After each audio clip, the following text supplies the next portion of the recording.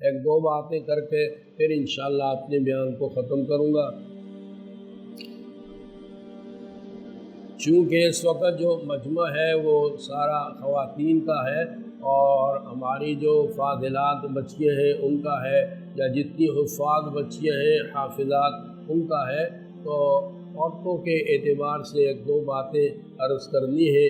نبی علیہ الصلوۃ والسلام کا ارشاد ہے کہ کچھ عورتیں ایسی ہوں گی کہ وہ جنت کے جس دروازے سے چاہیں جنت میں داخل ہوں گی، ہر دروازے سے ان کو آواز دی جائے گی، بلایا جائے گا، پکارا جائے گا۔ فرمایا ایک وہ عورت ہے کہ جس کے اندر یہ صفت ہو کہ وہ 5 نمازوں کا اہتمام کرنے والی، فرض نماز ہے، فرض عین ہے، نمازوں کا اہتمام کرنا ساری عورتوں کے اوپر جو عاقل اور بالغ ہیں ان کے اوپر ضروری ہے، لہذا نمازوں کا بہت اہتمام کرنا چاہیے۔ اسی طرح فرمایا کہ رمضان کے روزے اہتمام سے رکھنے والی ہیں۔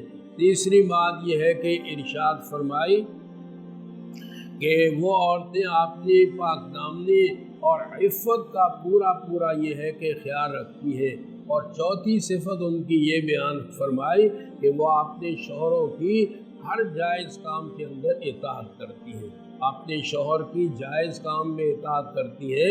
یہ 4 صفات جن عورتوں میں ہوں گی، اللہ تبارک و تعالی قیامت کے دن فرشتوں کو حکم دیں گے کہ جنت کے 8 دروازے ہیں اور ہر دروازے سے ان کو بلایا جائے گا، ایک دروازے سے بھی دوسرے سے۔ یہ اکرام اور اعزاز کے لیے ہے، داخل تو آدمی ایک ہی دروازے سے ہوتا ہے، لیکن سارے دروازوں سے کہ ادھر بھی آ جائے ادھر سے بھی آواز آئے گی، اس طرح کی عورتوں کے لیے ہے۔ اللہ تعالی ہماری تمام مسلمان ماؤں بہنوں کو اس کا حامل بنائے اور اس پر عمل کرنے کی یہ توفیق عطا فرمائے کہ جتنے ارکان اسلام ہیں ان ارکان اسلام کو ہم ادا کرنے والے بنیں۔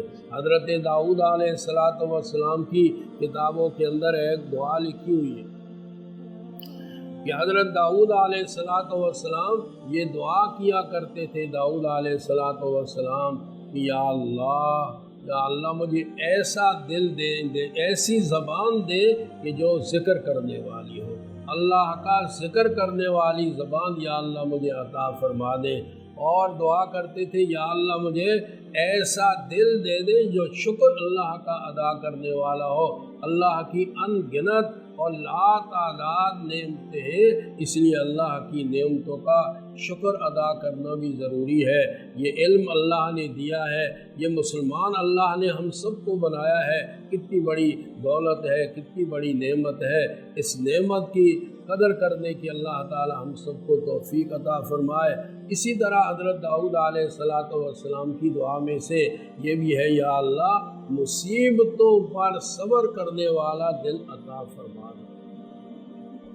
اور آخری بات جو انہوں نے اللہ سے مانگی وہ یہ مانگی کہ یا اللہ بیوی میری ایسی ہو کہ جو نیکی کے کاموں میں میرا ساتھ دینے والی ہو اور نیکی کے کاموں میں میری مدد کرنے والی ہو۔ تو میری بہنوں اور ساری یہ ہے کہ ظاہر بات ہے کہ نیک بیوی انسان کے لیے دنیا کے متاع میں سے سب سے بہترین یہ ہے کہ نفع کی چیز ہے، اور سب سے بہترین انسان کی یہ ہے کہ متاع ہے۔ اس لیے ہے کہ ہمیشہ اپنے شوہر کے ساتھ نیکی اور اچھے کاموں میں اور جائز کاموں کے اندر اس کی اطاعت، اس کی مدد ضروری ہے۔ جیسا مرد کے لیے ضروری ہے کہ ہر نیک کام میں عورت کا بیوی کا ساتھ دے، اسی طرح عورت کے لیے بھی یہ ضروری ہے۔ اور حضرت داؤد علیہ السلام اپنی دعاؤں میں فرمایا کرتے تھے کہ یا اللہ مجھے یہ ایسی اولاد مت دے جو نافرمان، وہ جو میری حاکم بن جائے، میرے اوپر بادشاہ بن جائے، ایسی اولاد سے حضرت داؤد علیہ السلام نے پناہ مانگی ہے۔ اسی طرح یہ ہے کہ داؤد علیہ السلام نے ایسے مال سے بھی پناہ مانگی ہے کہ وہ مال نہ ہو وبال بن جائے آدمی کے لیے، اور وہ آزمائش کا ذریعہ بن جائے، اس سے بھی اللہ کی پناہ یہ ہے کہ مانگا کرتے تھے۔ اور اسی طریقے سے حضرت داؤد علیہ السلام کہتے تھے کہ ایسے پڑوسی سے بھی اللہ کی پناہ ہے کہ جو پڑوسی میرے عیبوں کو تو دیکھ رہا ہے لیکن میری اچھائیوں کو نہیں دیکھتا۔ تو پڑوسی تو آپ جانتے ہیں کیا کیسا ہوتا ہے، ہمارا بھی پڑوس ہے، ہر ایک کا پڑوس ہوتا ہے، کسی کا بڑا ہے پڑوس، کسی کا چھوٹا ہے۔ اپنے پڑوسیوں کو ہمیشہ ان کی خیر کے اوپر، اچھائیوں پر نظر رکھنی چاہیے، ان کے عیوب کو چھپائے آدمی تو بہتر ہے، اس لیے کہ ہمیں ان کے عیوب کے بارے میں نہیں پوچھا جائے گا، انہی سے پوچھا جائے گا۔ ہمیں تو اپنے عیوب کے بارے کے اندر پوچھا جائے گا کہ آپ میں کتنے عیب تھے اور آپ نے دنیا کے اندر کیا کیا ہے، کیا عمل کیا ہے۔ اور اسی طریقے سے حضرت داؤد علیہ السلام فرماتے تھے کہ میں اس بیوی سے پناہ مانگتا ہوں کہ جو مجھے بڑھاپے سے پہلے بوڑھا کر دے، پریشان کرے۔ تو اس لیے یہ ہے کہ ہمیشہ ہماری ماں کو، ہماری بہنوں کو، ہماری بچیوں کو جو ہے، جن کی اگر آج شادی نہیں ہے تو کل ہو جائے گی، اور باقی اس وقت جتنی مہمان آئی ہوئی ہیں تقریباً زیادہ تر شادیوں ہی والی ہوتی ہیں، تو لہذا ان کو بھی اپنی شوہروں کا خیال رکھنا چاہیے۔ لیکن یہ ضروری ہے، ناجائز کام میں اطاعت نہیں ہے شوہر کی، ہر جائز کام کے اندر اطاعت کرنی چاہیے۔ شوہر کو چاہیے کہ وہ ہر نیک کام میں بیوی کا ساتھ دے، اور بیوی کو چاہیے کہ ہر نیک کام کے اندر یہ ہے کہ شوہر کا ساتھ دے۔ اور میرے دوستو، نبی علیہ السلام کی بیویاں تو بہت ہیں۔ حضرت عائشہ صدیقہ رضی اللہ تعالی عنہ کس طرح علم رکھتی تھی، اور کس طرح علم کے اندر یہ ہے کہ مہارت اللہ نے ان کو دی تھی۔ اور آج کل سب سے بڑا جو عورتوں کا مسئلہ ہے، اور یہاں پڑھ کے جانے والی بچیاں بھی بہرحال بہت ساری ایسی ہیں جو فیشن پرست نہیں ہوتی، لیکن بعض ایسی بھی ہیں کہ جو فیشن پرست ہوتی ہیں۔ اس فیشن پرستی سے بچنا چاہیے۔ ایک یہاں جامعہ احمدیہ میں 8 سال پڑھ کے، 6 سال پڑھ کے، 4 سال کا کورس کر کے، حدیث اور قرآن اور تفسیر پڑھ کے، دین کی کتابیں پڑھ کے یہاں سے چلی جائے، اور اس میں اور ایک عام عورت میں فرق نہ ہو، نہ پردے کے اعتبار سے فرق ہے، نہ کسی اور کے اعتبار سے فرق ہے، نہ فیشن کے اعتبار سے فرق ہے، نہ میک اپ کرنے کے اعتبار سے، مطلب فرق کس میں ہوا؟ نماز تو ایک عام مسلمان عورت بھی پڑھتی ہے، وہ اچھی بات ہے، یہ بیچاری بھی پڑھتی ہے، لیکن یہ ہے کہ یقیناً فرق ہونا چاہیے اس کے اندر کہ فیشن پرستی جو ہے وہ چھوڑنے۔ ایک عالمہ سے ملاقات ہوئی، میری عزیزہ ہی ہے، تو مجھے انہوں نے بہت ساری چیزیں لکھائیں کہ شادی میں اس چیز کی بھی ضرورت ہے، اس چیز کی بھی ضرورت ہے، اور کہا جی وہ جو کٹ ہوتی ہے نا اس میں وہ میڈورا کی ہونی چاہیے۔ تو میں نے کہا یہ کیا چیز، کٹ کیا چیز ہوتی ہے اور یہ میڈورا کیا چیز؟ کہا کمپنی، آپ کو نہیں پتا؟ میں نے کہا نا میں تو کمپنی میں کام نہیں کرتا ہوں، میں تو جو ہے دین کا میں جامعہ فاروقیہ میں پڑھاتا ہوں، وہاں کا طالب علم، میں تو یہ کام نہیں کرتا ہوں۔ تو اب اس نے ایسے ایسے نام، اس نے کہا آپ کو پتہ نہیں ہے یہ کیٹ جو میڈورا کی ہوتی ہے یہ پائیدار ہوتی ہے، اس لیے میں آپ سے لکھا رہی ہوں، دوسری پائیدار نہیں ہوتی، دراصل دوسری آپ لائیں گے تو وہ بیکار ہوتی ہے۔ یہ میک اپ کا سامان مجھے عالمہ لکھا رہی ہے، تو میں تو حیران ہو گیا، میری تو توقع کے بالکل خلاف تھا۔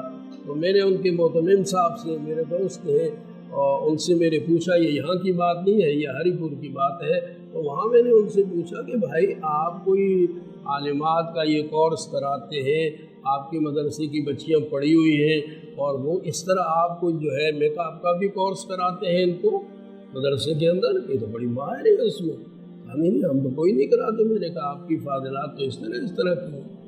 تو یہ صورتحال ہے، مدرسے والے بیچارے نہیں کراتے، یہ باہر سے سیکھ کر کے، اور ہمارا سوشل میڈیا ہے اور پتہ نہیں کیا کیا بکواس ہے، یہ سارے جو ہے فول بکتے ہیں بکواس، اور یہ ساری بے دینی کی باتیں ہمارے پاس ساری کی ساری وہیں سے آتی ہیں۔ اس لیے میری آپ سے درخواست ہے فیشن پرستی کو چھوڑیں، خدا پرستی، توحید پرستی، دین پرستی کو یہ ہے کہ اختیار کریں، جس کے لیے آپ نے اتنے سال یہ محنت کی ہے، اور اس محنت کو ضائع نہ کریں۔ باقی علم جو آپ نے پڑھا ہے، دین جو آپ نے پڑھا ہے، حدیث جو آپ نے پڑھی ہے، تو اس کو یاد رکھیں، اور اس کی یاد رکھنے کا طریقہ یہ ہے کہ اس پر عمل کریں، اس پر خود عمل کریں اور دوسروں کو پڑھائیں۔ درس و تدریس کے اندر یہ ہے کہ مصروف رہیں، اپنی جو ہے جگہ ہے جہاں پر آپ کا گھر ہے کسی مدرسے میں پڑھائیں، مدرسہ نیا کھولیں، اور یہ ہے کہ اس کے لیے لیکن ویسے نہ کھولیں، اپنے جو آپ کی یہ مادر علمی ہے، آپ کے اساتذہ ہیں، آپ کی معلمات ہیں، ان سے ضرور مشورہ کر کے آگے قدم اٹھائیں اور اقدام کریں۔ ایسا نہ ہو کہ پھر یہ ہے کہ بجائے خود بخود آدمی کرتا ہے تو اس میں نقصانات زیادہ ہوتے ہیں، فائدے کم ہوتے ہیں۔ تو اپنے اساتذہ سے اور اپنی معلمات سے مشورے کے ساتھ ساتھ یہ ہے کہ آگے چلیں، اپنے بڑوں کی بات یہ ہے کہ مان کر کے چلیں۔ جس